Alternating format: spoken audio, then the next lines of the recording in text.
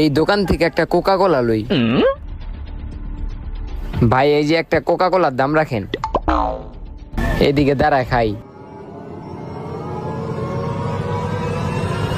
হাসান, এই বেটা কি করতেছ তুই? এটা কে কোক খাইতাছি? আরে বেটা কোক খাইতেছ তো আমিও তো বুঝলাম, তুই জানোস না এটা বকত চলতেছে, এটা একটা ইসরায়েলি পণ্য, তুই এটার বদলে অন্য কিছু খাই, এটা আলা। আমি এই ব্যাপারটা বুঝি নাই। পরের বেড়াতে দেখা চলিস। এ ফয়সাল, আমি বাটার থেকে জুতা কিনছি।